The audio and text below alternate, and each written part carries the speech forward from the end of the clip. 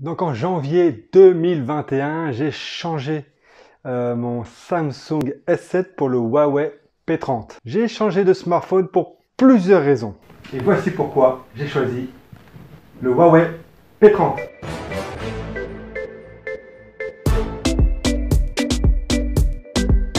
Et 6 mois d'utilisation plus tard, je vais te donner mon ressenti en présentant les avantages du Huawei P30.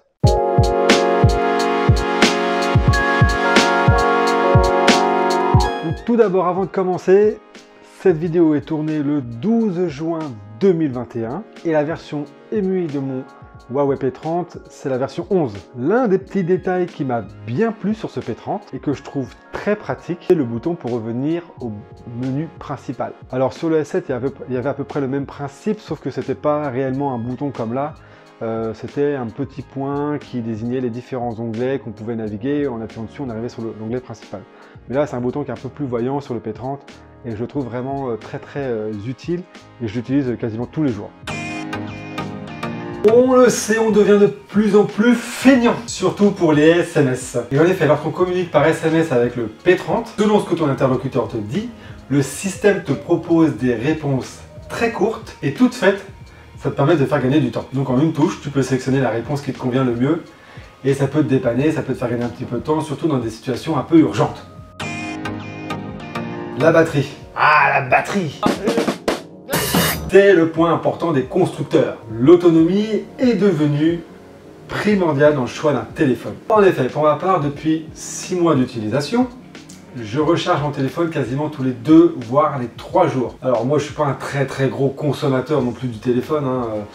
On va dire que je me connecte au réseau et sur YouTube 1h30 par jour. Et avec cette utilisation là, je peux recharger mon téléphone quasiment tous les 2 jours. Pendant qu'on est sur la batterie, un avantage super intéressant pour un téléphone sorti en 2019, hein, je le rappelle, c'est le temps de charge. En effet, il faut 1h10 pour recharger le téléphone de 0 à 100%.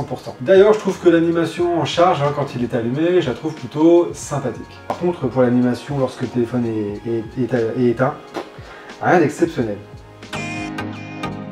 Je trouve que son dos, il est très beau. Donc moi, j'ai choisi la couleur nacre, qui est un coloris plutôt original et qui permet de se démarquer des autres téléphones, des autres coloris que l'on peut trouver sur le marché.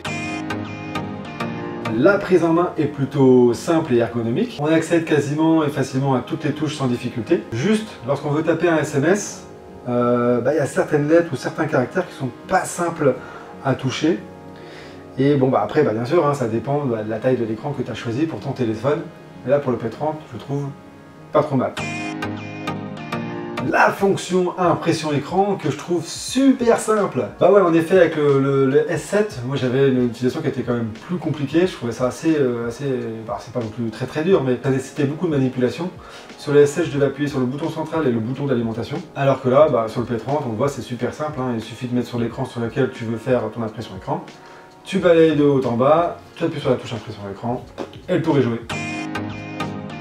Autre avantage que l'on retrouve un petit peu partout, mais qui m'a agréablement plu contrairement au S7, c'est surtout en plein hiver d'ailleurs que j'ai découvert cette possibilité, et c'est le mode gant. Ouais, effectivement, ça peut être un petit détail, mais effectivement, comme son nom l'indique, il permet d'utiliser ton smartphone de manière normale, et même avec tes gants. Voilà un petit détail effectivement que je souhaitais vous faire partager si jamais vous ne la connaissez pas.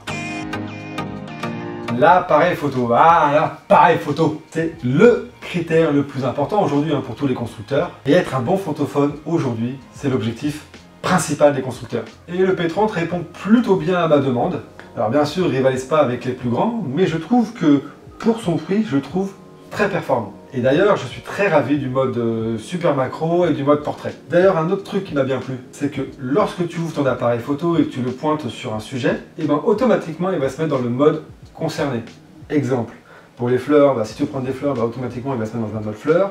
Pour la verdure, c'est pareil. Pour les portraits, il va se mettre automatiquement en mode portrait. Idem pour les paysages. Toujours sur la partie photo, le grand angle. Effectivement, j'ai fait le test là, vous le voyez, sur la chambre de mes charmants petits bambins. Donc là, la chambre, elle fait 9 mètres carrés, donc c'est une toute petite chambre.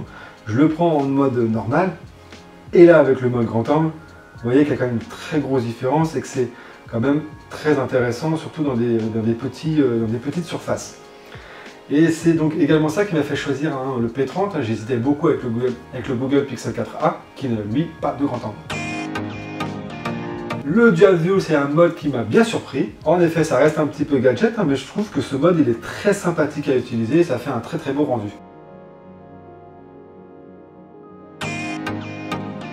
Et dernier avantage que j'apprécie sur ce P30, c'est sa taille et son écran. Comme je te l'ai dit précédemment, je voulais un écran qui soit pas trop grand, pas trop petit, et ces 6,1 pouces me conviennent parfaitement. De plus, la résolution d'écran elle est quand même très agréable. Si tu veux regarder des vidéos YouTube ou d'autres vidéos en tout genre, ou même pour l'appareil photo, je trouve que c'est très pratique. Comme je l'ai dit précédemment, ce sont mes propres ressentis que j'ai relevés dans ma situation personnelle. Peut-être que pour toi ça peut paraître anodin, tu as peut-être d'autres avantages, d'autres inconvénients que tu as ressentis, n'hésite pas à me les mentionner en commentaire si tu veux. Ce sont parfois des petits détails, mais qui peuvent être très importants pour le choix d'un smartphone. Bah ouais, aujourd'hui il existe beaucoup de marques de téléphone, chaque marque possède de nombreux modèles, et c'est ces petits détails qui font effectivement la différence entre chacun. En tout cas, merci d'avoir regardé cette vidéo, n'hésite pas à t'abonner à cette chaîne YouTube si tu as besoin de voir d'autres vidéos de ce genre, et surtout mets-moi un petit pouce bleu. Ciao!